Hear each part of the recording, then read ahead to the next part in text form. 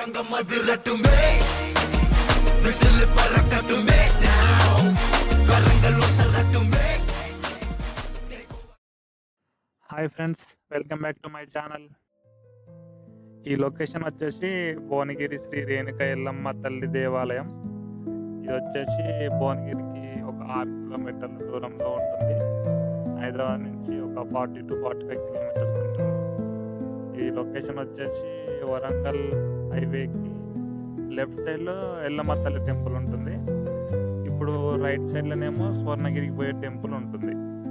ఈ టెంపుల్ చాలా పవర్ఫుల్. నేను ఎప్పుడు ఈ రూట్లో పోయినా కానీ ఇక్కడ మొక్కే వెళ్తాను. ఇక్కడ లోపలికి రాగానే ఇక్కడ చాలా మంది వెహికల్స్, కార్లు, బైక్స్, ఆటోస్ పూజ చేసుకుంటారు. ఇక్కడ పూజ చేసుకుంటే మంచి జరుగుతుందని చాలా మంది నమ్ముతారు.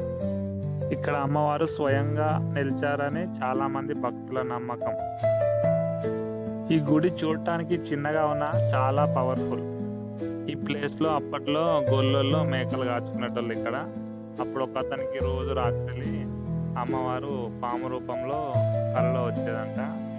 అతను నెక్స్ట్ డే వచ్చి ఇక్కడ ఈ ప్లేస్ దోలాడుకొని ఇక్కడ చూస్తే అమ్మవారు పాము రూపంలో వెళ్తున్నారు. ఇక్కడికి వచ్చిన భక్తులు అమ్మవారి ముందు నిల్చొని తమ కోరికలను కోరుకొని ముడుపు కడితే నెరవేరుతుందని చెప్పి చాలా వాళ్ళ కోరికలు నెరవేరినాక ఇక్కడికి వచ్చి చీరే ఇంకా వడి బియ్యం యాటని తెచ్చుకొని దోస్తులని, ఫ్యామిలీ మెంబర్స్ని పిలుచుకొని, ఇక తెలంగాణ ఆచారంలో ఎలా ఉంటుంది అందరిని పిలుచుకొని దావత్ చేసుకుంటారు కదా అలాగా.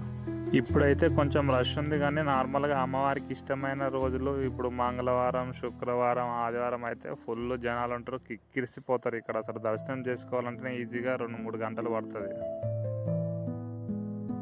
అమ్మవారికి చీర, పసుపు, కుంకుమ, గాజులు, ఒడిబియ్యం పోస్తారు. ఇక్కడ ఈ ఆటలు, కళ్ళు సాక తెచ్చి ఇక్కడ ఆరబోస్తారు అమ్మవారికి. ఇక్కడ మనం దర్శనానికి లైన్లో నిల్చోవాలి. ఇక లైన్లో నిల్చుంటే జనాలు తక్కువ ఉంటే మాత్రం ఒక ½ an hourలో అయిపోతుంది. Please like, share, subscribe.